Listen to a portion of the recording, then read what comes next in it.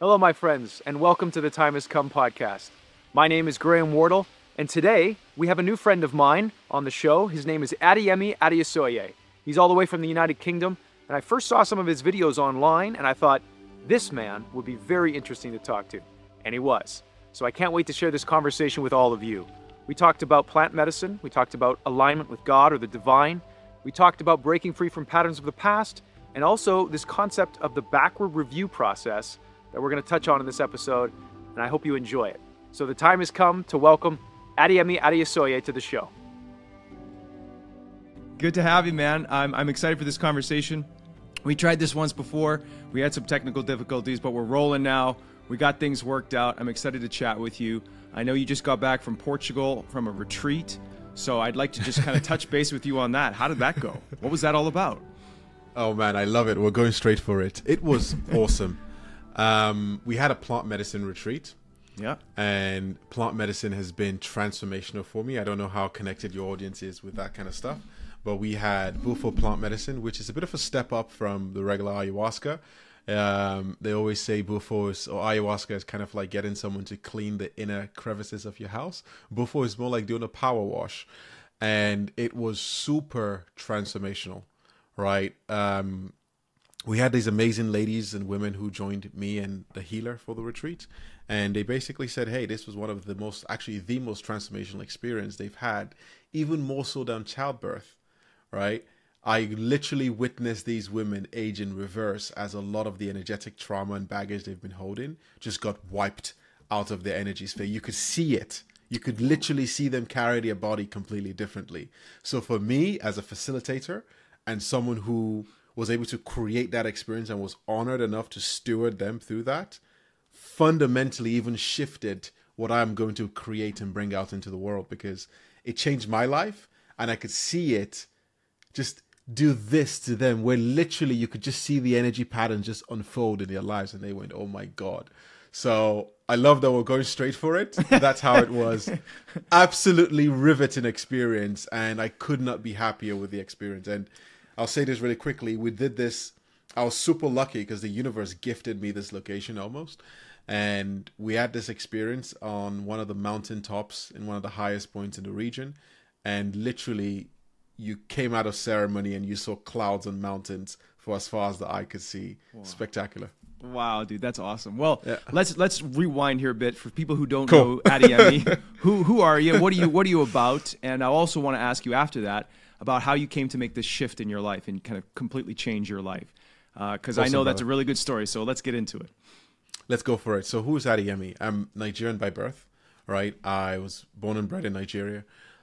Over the last years, I've traveled to many different countries. I lived in America. I spent some time in Germany, sprechen ein bisschen Deutsch. And now I live in the UK. And I really spent a lot of my time working in the corporate world, right? I was in business development. I was in sales.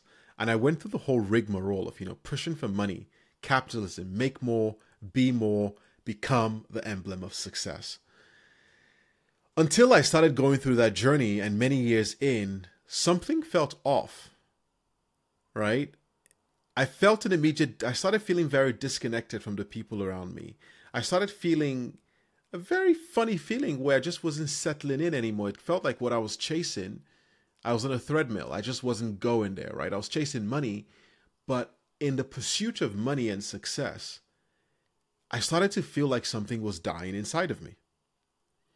It's what I now call a soul death, where I was chasing capitalism and the grand ideas of what wealth and success should look like.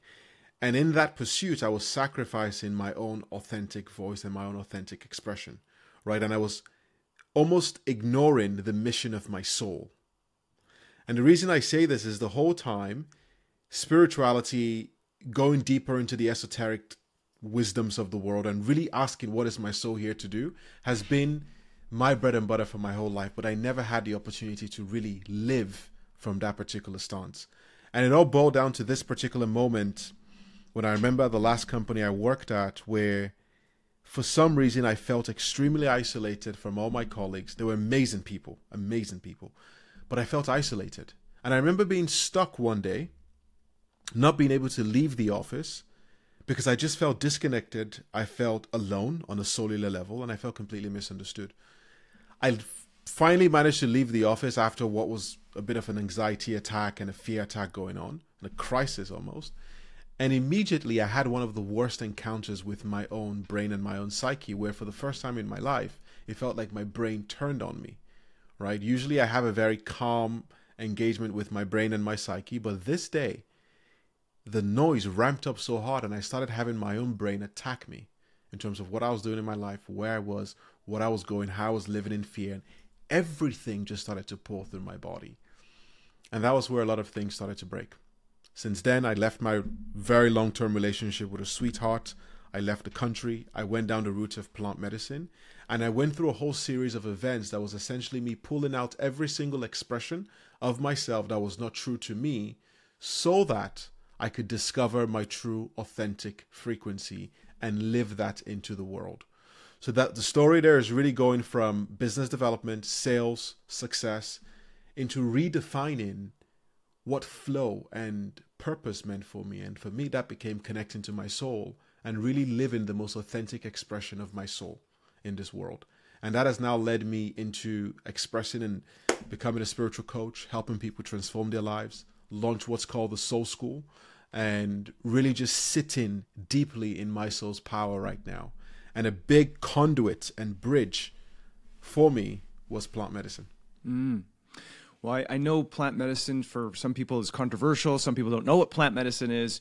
Can you speak a bit about plant medicine, what the sort of implications of it are? And also, it's gotten fairly popular right now in the world today. A lot of people trying it, a lot of people experimenting with it. And I know some people have had some traumatic experiences from something that for a lot of people helps them move through trauma. So can you talk about sort of the contrast there to plant medicine, the cautionary tale, but also the benefits as well? I've only seen the beneficial side of plant medicine. I've seen a lot of different people play with it. It's only been benefit. Of course, there are risks involved, and there's always risk involved with these things, right? But the real way I would look at plant medicine, it's about, I'm sure your followers, they know about the veil, they know about the matrix, they know about, the consciousness, and now there's a disconnect between the life we're living in some ways, our own soul's purpose. I'm going to assume that is the case. The real thing here, the way to attack this from a more scientific level would be to go through the neural default or the neural default mode network, right? Which is essentially the neural pathways that our brain operates in, right, over time that get stronger. So what that means is you have a cluster of networks in your brain that essentially look like highways, where over time, because you use the same patterns and you respond with the same patterns, thoughts, philosophies, ideologies, and things of the sort, your brain forms the neural default mode network, right? Which is just your natural way of operating in the world. As a result of that, you start to see things your way, and you stop being open to other ways of viewing things in the world, and you stop being open to other levels of connections, right? And what plant medicines do, especially when we start with stuff like psilocybin, if you see the chart, and if you can put up a chart for anybody who's viewing it on video, that'll be amazing. If you see a chart of the brains on without mushrooms or psilocybin and the brain on mushrooms and psilocybin, you will see that on mushrooms and psilocybin, what's really happening is your brain is forming a vast amount of new networks and connections that it's not been able to make before.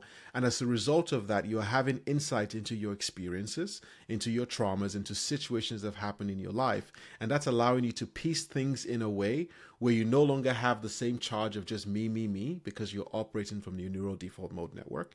But now you're able to gain a very different perspective. As a result of that, you complete a lot of healing cycles. Now, of course, that could also unlock certain traumas, but generally speaking, from what I've seen, the trauma that unlocks for people are people who maybe are not ready yet.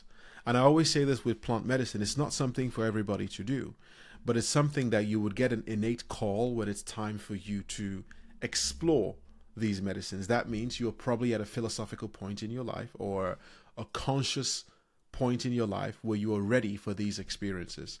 And when most people listen and operate in that manner, they usually get access into all the insights they want. Now, there is risk involved. I just don't think it's for everybody. But for the people who are open to seeing themselves from a totally different perspective, from the people who are open to seeing themselves from the perspective that, you might be a hero in your own story, but you're probably a villain in other people's stories. Plant medicines can help you connect with that, and as a result, understand yourself better and heal as a result of that. And this was what I witnessed this past week. Thank you for sharing that. That's my experience Pleasure. too. I've done a few experiences myself, but I've also felt, Oh, really? and that's, yeah. I've just also felt the importance to share this with people about cautionary things too, like you said, about feeling called and stuff to it, because I know Yes. that if it can be very powerful medicine, it can be very powerful. Also the facilitators too, if you're not doing it with somebody that knows what they're doing and has a space and a container to walk you through what can come up. And if you don't have that support, it can be very traumatic for people. And it can make things difficult for if something comes up, they don't know how to deal with it. And then, they've pushed that down for a big part of their life, and then there's no support there. That can be, to me, something that people need to be prepared for and aware of, that this is not, like you said, for everybody. You got to feel called to it. And also, if you are called to it, that you really intuit that guide or that person that's supporting you through that. Yes. Yeah. And another thing here, right, and this happens with psilocybin. Okay, great.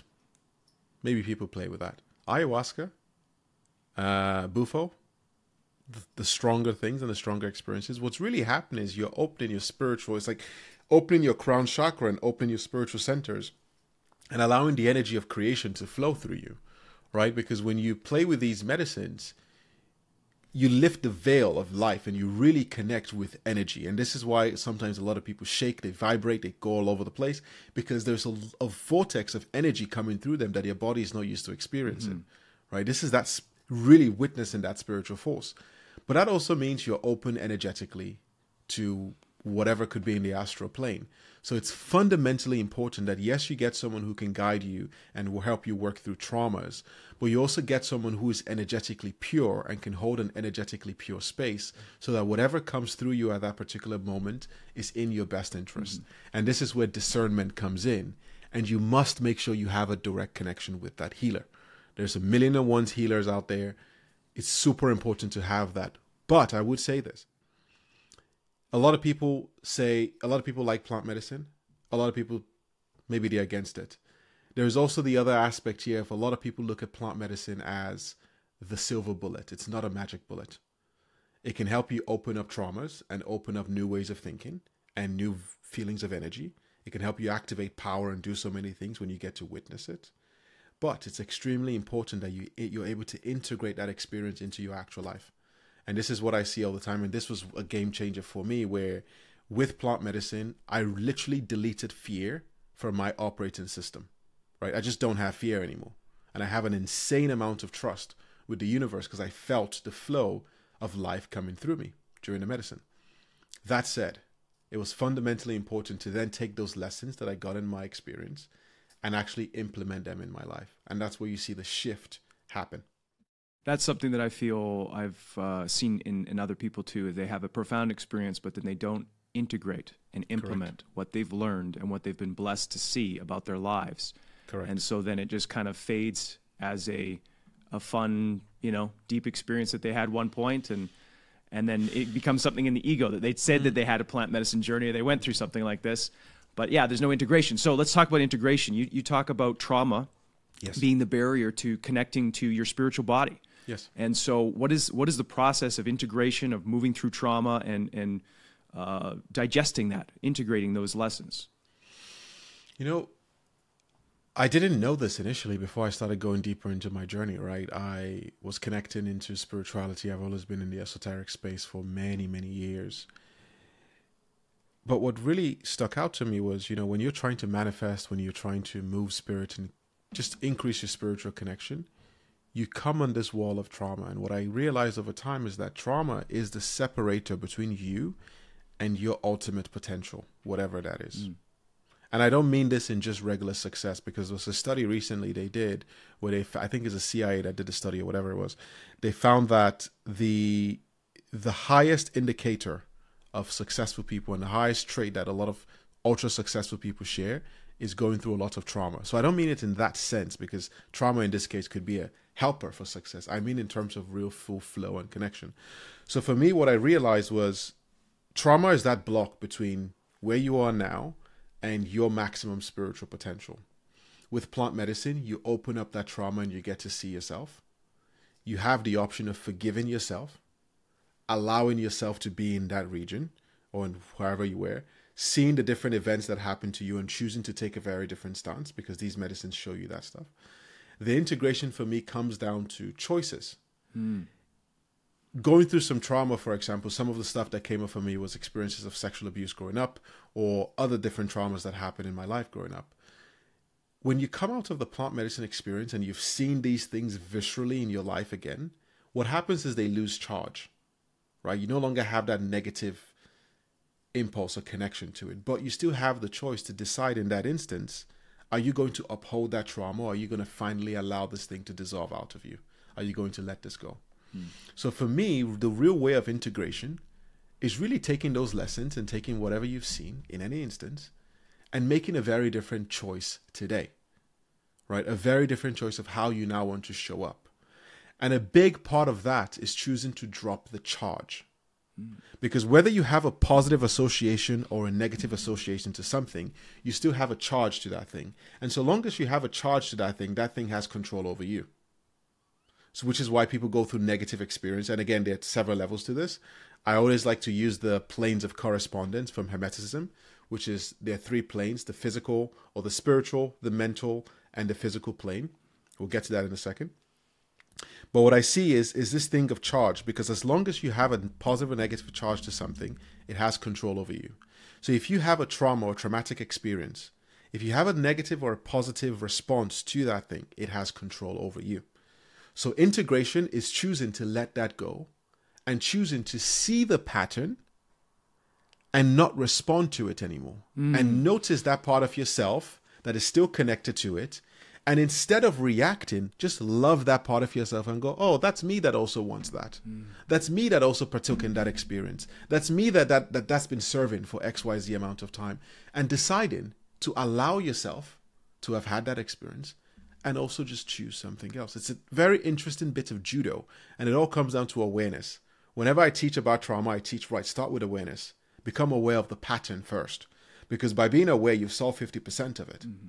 And now when we go to the thing I talked about of spiritual, mental, and physical planes, there are 3 planes of existence. And the whole concept comes from Hermeticism. Are you familiar with this? Are you familiar with the Hermetic principles? No, never studied them before. Understood. Amazing. They're called the 7 Hermetic Principles there's a book on it, The Kabbalion. Amazing book. Talks about these 3 planes, the law of correspondence, which is there are 3 planes that exist. And the goal is mental or spiritual, mental, physical. The trick here with these different planes is you can use different planes to affect others. So if you increase your connection spiritually, that can affect your physical state in your life, which is why we talk about increasing your connection to God or spirituality, and as a result of that, being able to manifest or create. When you release your trauma on a physical, on a spiritual level through plant medicine, or on a mental level through therapy, you also have to release it on a physical body level, because your body stores the memory of trauma, right? So for me, a big part of integration comes down to allowing my body to release those patterns. What I like to use for this is something called TRE, trauma release exercises. It's a way of allowing the body to shake and tremor on its own. Oh, okay. And also learning to witness where the body is tight and tense in certain situations, and consciously, through breath and through TRE, release those patterns. Because unless you do that, you would spiritually release in plant medicine, you would mentally release after by seeing the pattern, but that pattern would play out in your life again, and your body will freeze up. Yes, interesting. Yeah, because I've always enjoyed breath work and pranayama and those different things for releasing things out of the body. It's a process of, I'm sure you've done much breath work and stuff like that, but for people who haven't, it's a very unusual state of mind that you go into as you're just breathing. That's all you're doing. But then there's things being released and unlocked in your body. Correct. And it's very dreamlike in a sense when you come out of it. So I love that. Thank you for sharing that. So you talked about witnessing patterns as a way to first get under this, kind of see the trauma, to release the trauma. So obviously then meditation is a practicing and a process probably you would recommend for people to get familiar with first as a way to then see. Because a lot of people, when the trauma comes up or the trigger comes up, it's just they're right in it. So how do you sort of guide people to kind of create that distance to be able to witness and say, look, this is me. This is me that I love is, that. you know, this is a part of me. Yeah. I love that question.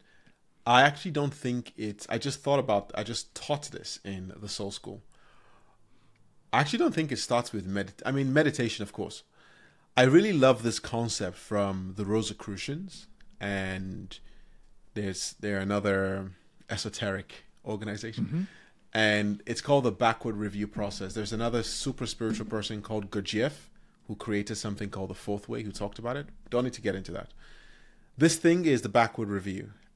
And the whole concept is, for you to be even aware of trauma and aware of your pattern, you need to be aware of being aware.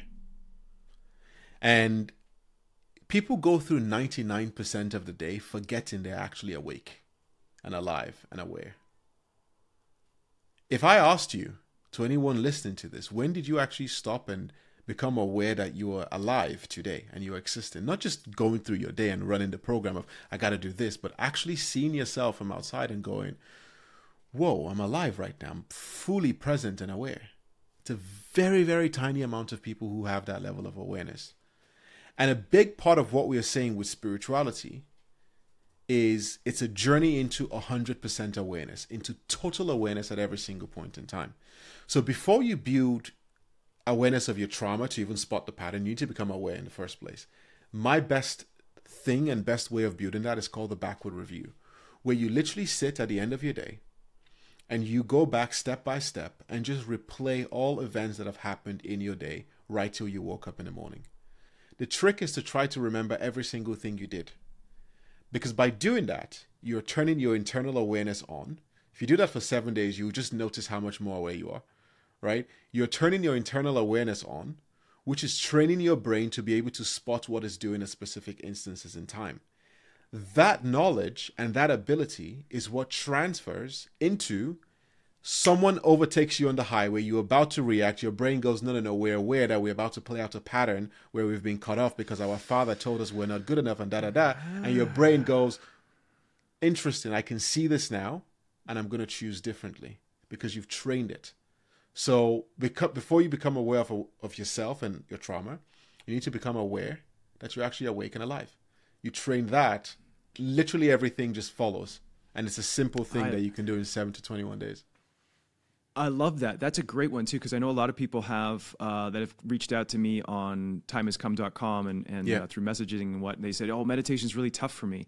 But this process of the backwards review, that's something that everybody can do. Even just taking out a piece of paper and journaling, you know, this is what happened today, this is what I did. And if you struggle with meditation, if that's, you know, a difficult thing, that's a great way to start this process of witnessing. I love that. So that when you're going about your day, you can go, oh, you have that sort of awareness every day. I'm looking back at my life. Is this something I'm going to write about tonight that I freaked out? Awesome. I love that. Thank you for sharing that. Okay, so I got so many questions. I know we have only so much time. Yes, so I just want to say really quickly, though, that Go ahead. When I started doing the backward review, I was shocked, right? When I started discovering my own self in my day like I never have before. And I would literally I couldn't walk down the street at one point because I would just stop and go, wow. I'm fully aware right now, and it was a mind shift. So I think a lot of people should do this. Please go. Yes, and if they wanted more information, is there a book about this? Is there something that you can recommend to kind of, or is it fairly simple? Just write down everything that you did during the day. I don't even think write it down. I think just see it in your mind. Just go close your eyes and just go back every single step and be as detailed as you can. Do that for 7 to 21 days. You're going to see changes. I can get behind that any day, anytime. Awesome, dude. Awesome. I want to talk about frequency is what you frequently see. Beautiful. Tell me about this. I love this concept, so please expand upon it for me. Thank you. It's this thing of, I really believe that the world is our mirror, right? The world mirrors us completely. And it's as the statement goes. Whatever you frequently see is your frequency. The people you're frequently around is the frequency you're going to connect to. Because your mind it's a lot easier for your mind to be impregnated by what is around it than it is for it to impregnate everything around it. Think about that. Because your mind has two parts. Your mind has a masculine and feminine side. The masculine is the giving, the feminine is the receiving. If you're constantly in the giving where you're trying to project your frequency onto other things in the world, that's a very energy intensive thing. So your brain, your mind, your whole body goes into a receptive mood to just simply receive what it's around, because it saves a lot of energy that way, right? It's like the flower. Instead of the flower going around looking for bees, it sits there and waits for the bees to come to it. In the same vein, your brain, your RAS, your reticular activated system, your whole body, whatever situation you're in, you're constantly being impregnated by thought patterns, ideas, philosophies, and energetic patterns you can't see, right? So it's a very simple statement that changes the game, because you literally walk around and go, what am I frequently seeing right now? And whatever you are constantly seeing is a reflection of you, because over time, if you stay in that state, you would become that thing, right? It's like someone goes into prison, or someone who is living in prison and stays there for 10 years. They're probably going to act like most of the people there, because that's just what's going to naturally happen. And the environment would force you to become like it. Let me give you an example. Yeah. If you're in a hot place, what happens? Do you wear a winter jacket? No. The environment forces you to conform into that environment. When you go to Alaska, you get forced to have your winter clothes on. It's the same thing. The frequency you're around forces you to conform. So the best thing you can do for yourself is to choose what resonates with you, and to be extremely intentional with who you're around, what you see, what you're doing, and just what you're receiving. Like, I don't even if I'm listening to the radio and I hear someone say one negative thing, I just cut it off immediately, because I know that if whatever I surround myself with is constantly impregnating me, and unless I want the energetic children that thing is going to implant in my brain and my energy sphere, I'm just not going to allow it to come to me. Yeah. How do you, I love this. This is a great concept. Can you talk a bit about the balancing act of this? Because obviously we can't control all the exterior environment. We do have certain choices about turning off the radio, maybe not hanging out with these people. But what if you are in a situation that is negative, and you're doing your best, but you got to be in the situation? How do you manage that? Other than, because you don't want to become paranoid and be like, oh my God, this is negative, I have to run away from this. So what's the actual application of this in your regular life when maybe there's a situation that is negative and you can't remove yourself from it? Understood. Remember when I talked about no charge, right? Whatever you're around, positive or negative, that determines if you flow in that direction. If you respond positively to something, you give it energy. If you respond negatively to it, you give it energy. If you focus your consciousness on anything in this life, you multiply it. Consciousness is a multiplier. There is nothing you focus consciousness on that doesn't get multiplied. Nothing. Whether that's money, relationships, whatever it is. If you're in a situation that you cannot shift, your goal is that you cannot shift to positive, it's negative or whatever, and you can't shift it. Your goal is to get to a spot of neutrality with that thing. Your goal is neutrality. Because and this is interesting, right? Because a lot of people try to turn everything into the positive. No, I completely disagree with that. There are a lot of things that you actually just don't need to respond to. You just need to see, ignore, and in your mind's eye, choose a different frequency. And you can even imagine yourself with like an eggshell around you that just repels this energy. And this might be a partner that's no longer serving you and it's no longer working in the way you want, and you're getting a constant stream of negativity. What you're trying to do here is figure out a way to neutralize them completely. Either you neutralize and there's this guy who talks about it in the reality transurfing. He says if you are around someone who's extremely negative and you have no way of shaking them off, literally imagine them like a penguin talking to you and spilling aggressive anger towards you. There is no way you think about that person as a penguin that you still keep the same charge to them. You just go, oh, what a cute little penguin.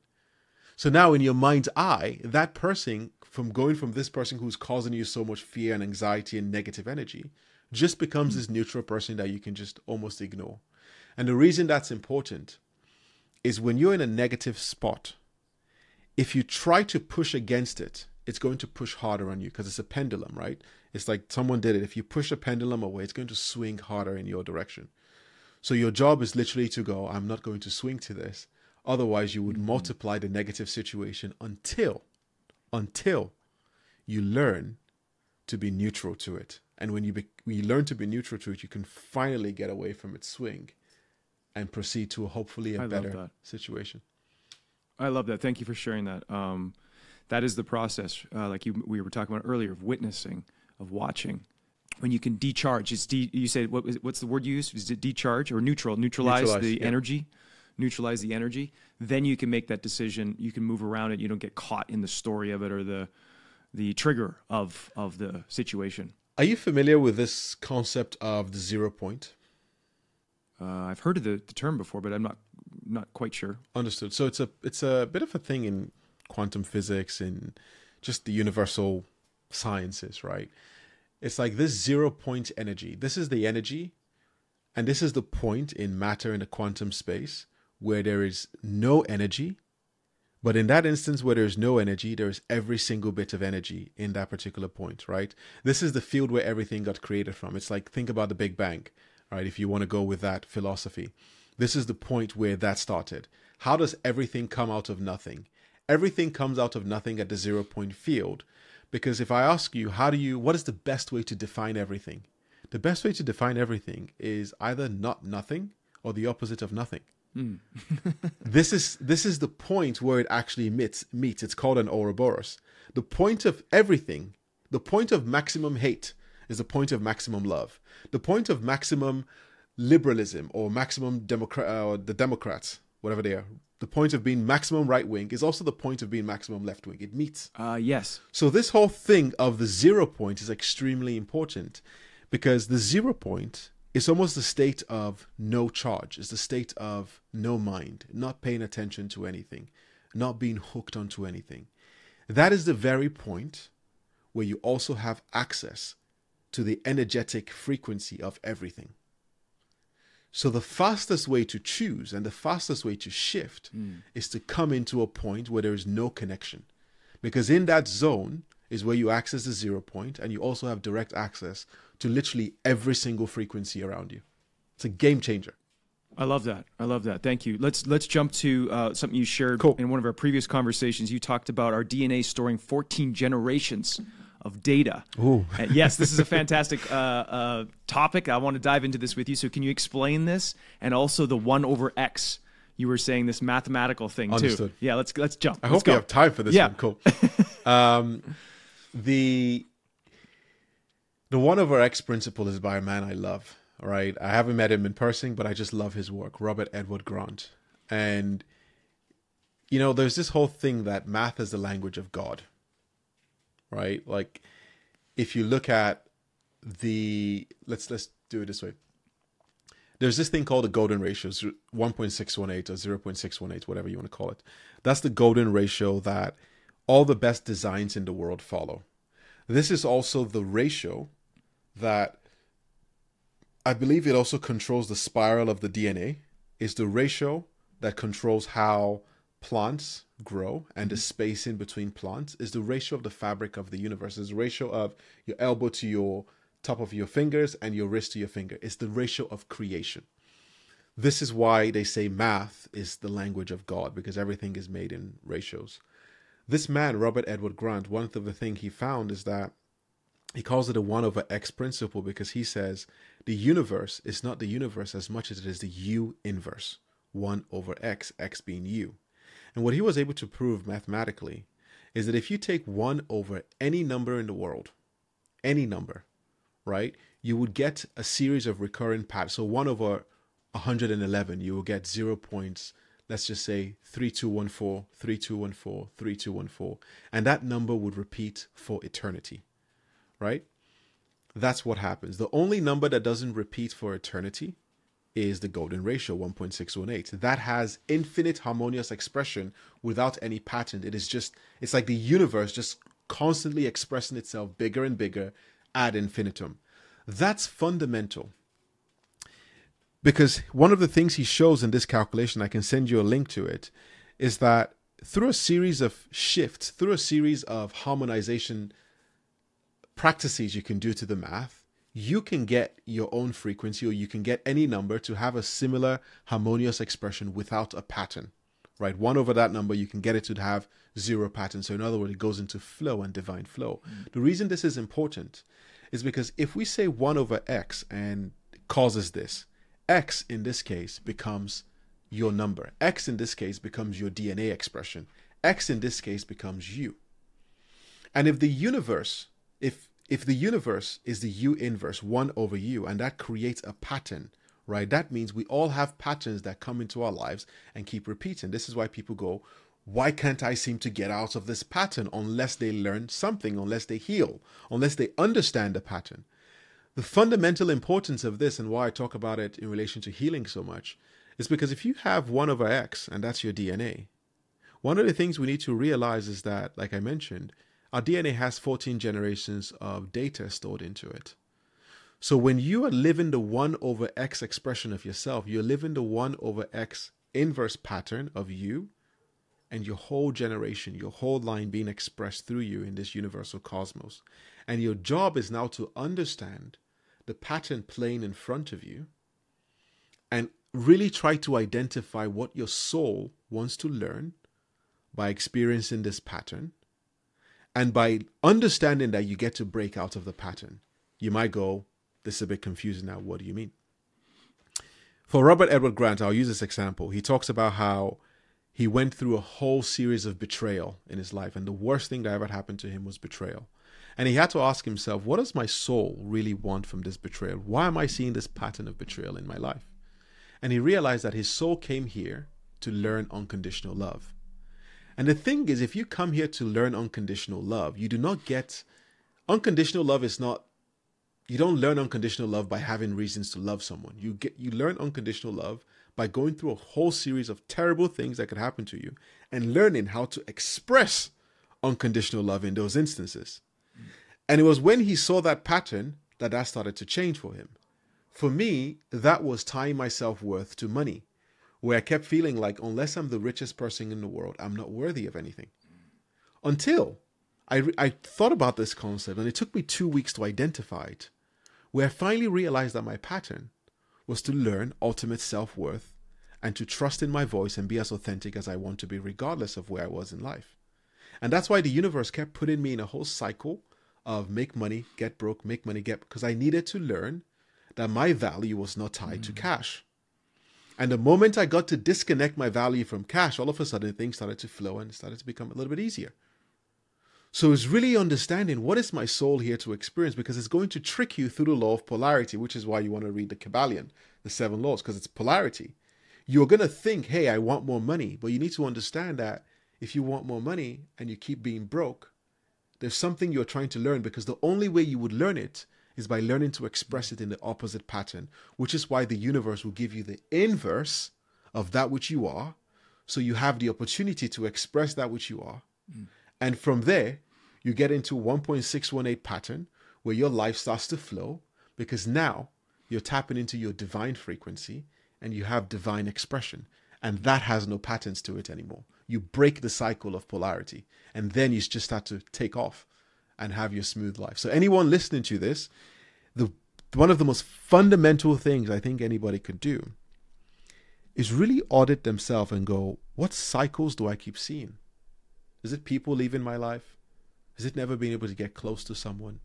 What cycles is here? Identify the pattern and ask yourself, what am I really aiming for? What's my soul really aiming for here? Chances are it would be the opposite of whatever you're experiencing, and there is something you need to learn to express as this pattern is looping, to break the pattern and go into your divine harmonious frequency. I love that, Adeyemi. And it's to me, it's very sacred that life, I've heard this said in another way, simply, life is happening for you, not to you. Exactly. And it's happening for you to grow. And Exactly. it's the most beautiful thing to kind of come to that place that this pain or this struggle or this challenge that you're going through is actually the biggest blessing. It is actually here, you've cultivated this to learn something from your soul, from the deepest parts of you. Exactly. And yeah, man, it's the most beautiful thing. So that takes me to my next question here. I call it golden ticket. What is it that you experience in your life that is worth way more than the paycheck? What is it that just lights you up? Is it a reflection of somebody at the retreat you did in Portugal when they said this is more impactful than giving birth? What is it for you, the golden ticket that just lights you up and say, this is why I do what I do, and I love it? Golden tickets, brother. So seeing people go through their transformation lights me up because it's special. I can't explain this experience until you have it. I literally can't. And I asked them to explain it. They can't. That's great. For me, on a selfish note, my golden ticket is being able to just ask myself, what does my soul want to express? Truthfully, honestly, from its depth, and allowing myself to express that. And being able to be rewarded and accepted and loved and have connection while doing that. For me, it's incredibly healing because growing up is one thing that I never felt. I never felt as connected, right? Because I was always that weird person who's thinking about things in a very different way. So to be able to authentically be and be, that is honestly the golden ticket, because it's not longer about money. It's just, I am. And the retreat comes in, we host an experience. That's one experience. But I believe it's a long series of experiences that are the productions and the result of me really starting to learn to just be. And that feeling, brother, it's one where you no longer have to explain yourself. It's one where you just accept yourself fully. And the reason I think it's a golden ticket so much is because on a cellular level, my body is just relaxed. I feel I would not do anything else than what I'm doing right now. No way. Beautiful. And that's the ticket. That's awesome, dude. Awesome, man. I wish this on so many people also, right? Because I struggled with the different things I did, the different career points. I struggled with not being that person who was accepted or being the weird one out. And by really stepping into it, I have days now where I'm in the middle of my work day and I literally just have a wave of emotion and I start crying just for the sake of existing. Right? It sounds crazy, but it happens to me and I love it. So that's my golden ticket. I love that, dude. So yesterday I was editing a project, film on the computer here, some video that I shot for him, and the music hit prop just right. We were in the flow. And it just clicked. And his expression of the gifts that he's bringing to the world were just popping off the screen. And I literally started to cry. I was like, what's going on right now? But I'm getting so emotional by this moment right now. And I told him, I said, dude, I'm so emotional right now because it's just so beautiful to witness life flowing through you and just to be in tune and connected to this spirit. And doing your part for it it's just the most beautiful thing. So I had a moment like that yesterday. Yes, brother. It's amazing. That's me. I'm so happy to hear. So I got 2 questions left for you. This season of my podcast, I'm kind of focusing on this theme of guidance and what it means to be guided and where people get that from. I know some people are religious and they would refer to that as the Holy Spirit. Other people would say it's their intuition. How does Adeyemi feel guidance in his life and create that sort of opening to allow yourself to be moved into the space that you need to be?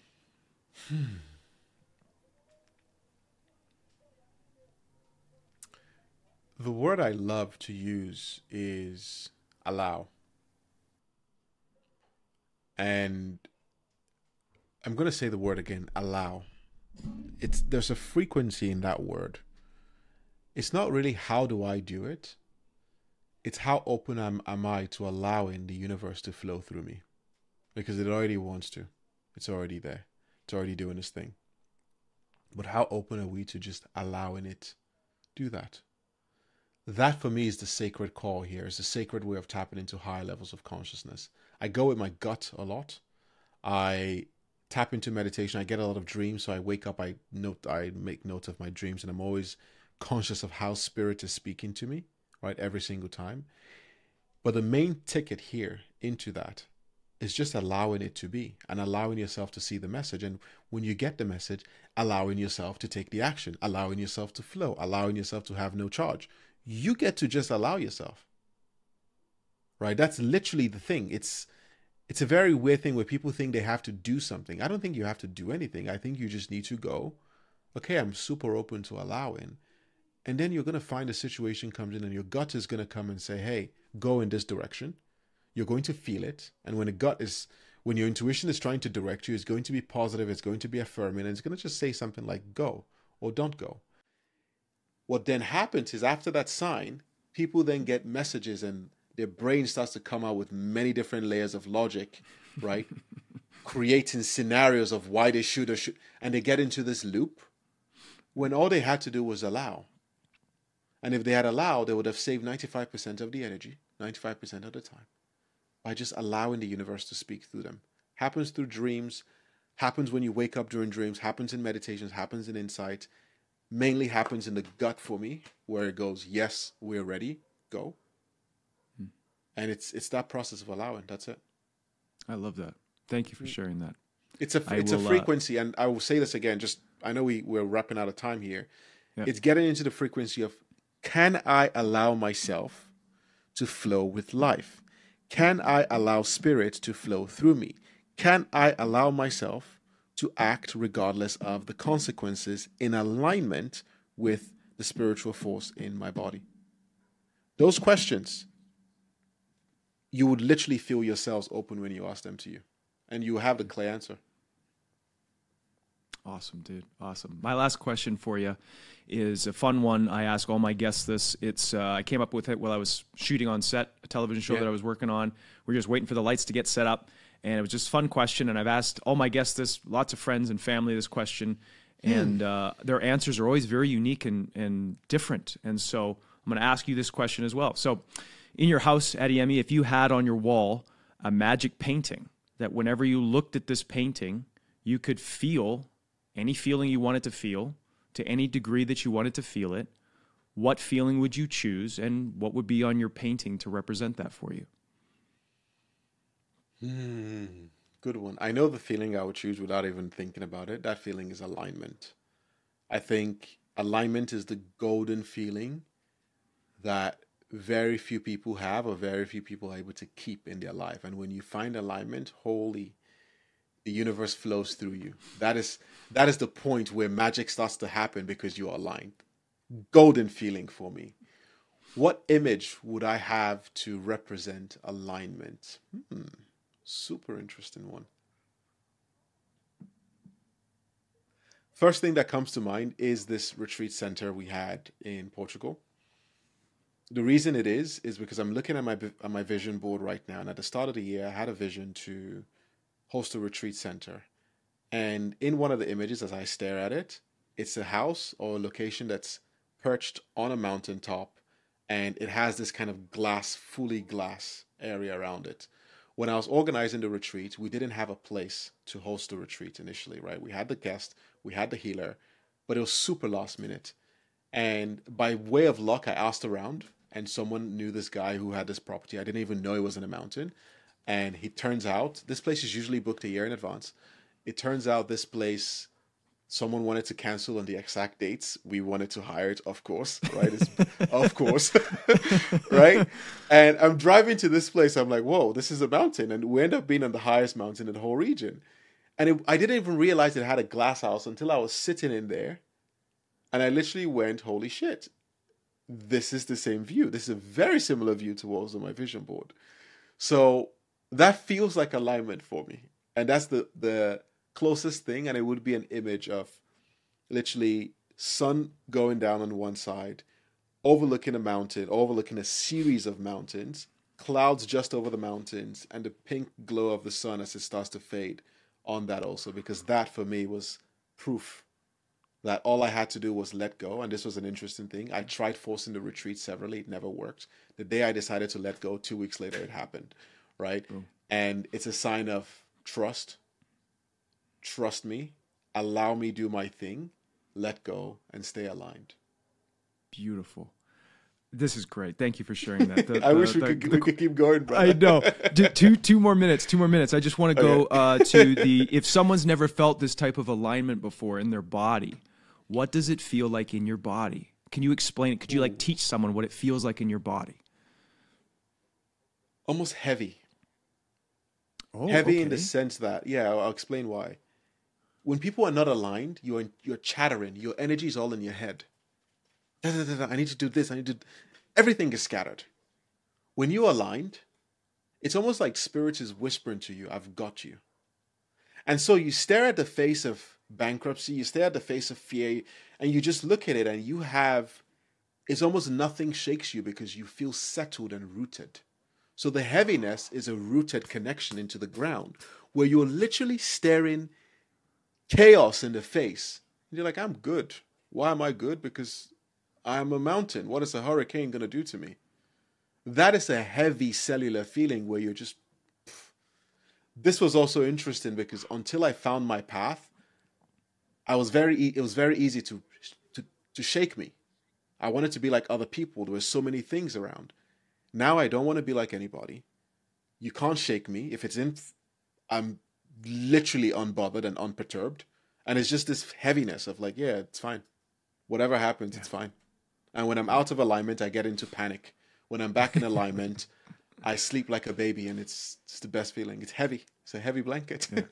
I love that, dude. I love that, but not heavy in a negative way, but heavy No. in a grounded, rooted sort Correct. of like, yeah, deeply confident It's- and faithful. It's like faith too, isn't it? Like it's a deep faith that things will be the way they need to be. It's not even that's the word. It's not even a faith, right? I believe faith is having the ability and the strength to act in spite of what you see, right? I believe faith is actually action, right? When people tell me, hey, I have faith that I'm going to get that thing, I'm like, okay, how can you get prepared for it? Faith is showing belief to get prepared. Anyway, the thing is a knowing. That feeling is a knowing. It's like when you're on your couch, on a super comfortable couch, waiting for your partner to come home, or waiting for your food to get delivered that you've ordered and you know it's 2 minutes down the line. You know it's going to come, right? There's this comfort in that. That is what alignment feels like for me. It's just a knowing. And it's like, it's fine. Totally cool. When you don't have it, you're going to be helter-skelter. When you have it, just, okay. Yeah. Sure. Awesome, man. Awesome. Thank you so much for taking the time to do this podcast, and chatting with you has been fantastic. Is there anything else before we wrap up and finish that you want to share with people? A last message of sorts? No, thank you for having me. Last message is allow. As you're listening to this podcast, as you're driving, doing whatever it is you're doing, about to go run off to the next thing, pause, witness yourself. Start witnessing yourself on a day-to-day basis. And in each instance where you are being thrown off course, thrown off center, just ask the question, am I willing to allow spirit in the universe to come through me right now? When your child is being scattered and causing you chaos, am I open to allowing the universe to come through me right now? That question will solve 50% of your problems every single time. And the rest 50% of that it can't solve, it will show you how to solve it. So it will solve all of them. Can you allow spirit to flow through you? And I'd love to have you on the Soul School. You yourself, Graham, awesome. I'd love to Of get you course. to do some kind of teaching or something in there. If anybody wants to find me, the best place is to join the Soul School. There might be show notes, or to just reach out to me on Instagram. The Soul School is mainly where we get leaders who want to connect into the divine purpose and meet other leaders like that. We create a place of the Soul School where we can learn about esoteric knowledge and accelerate our lives in a spiritual way and actually live our life purpose. That's my mission in life. There's a lot of other missions in life. That's mine. I love So, it, dude. I love it. thank you for having me, brother. Thanks, Eddie. I mean, we'll put all the links in the show notes below. And Awesome. thank you so much again for taking the time. That's it, everybody. We'll see you next time. Cheers. Yes, brother. Well, that's it, my friends. I hope you enjoyed this episode. I want to thank Adeyemi for being on the show, all the way from the United Kingdom. Time differences, he made it work. Thank you, sir, for the great, deep, and insightful conversation. If you want to learn more about Adeyemi, you can check out the show notes or the links below this video. You can join the Soul School or follow him on social media and just dive deeper into everything he has to share. I want to thank all the members of TimeHasCome.com, the founders, the members, you guys making the amazing community that you have. We're going to have the podcast after party with Adeyemi on TimeHasCome.com very shortly. So if you're interested in joining that, get a chance to ask Adeyemi a question of your own, hang out, continue the conversation, head on over to TimeHasCome.com. Your first month is free. You can join, check it out, see what you like, see what you don't like. Let me know, and hopefully you stick around and you join the party. All right, guys, that's it for me. I will see you next time. Cheers.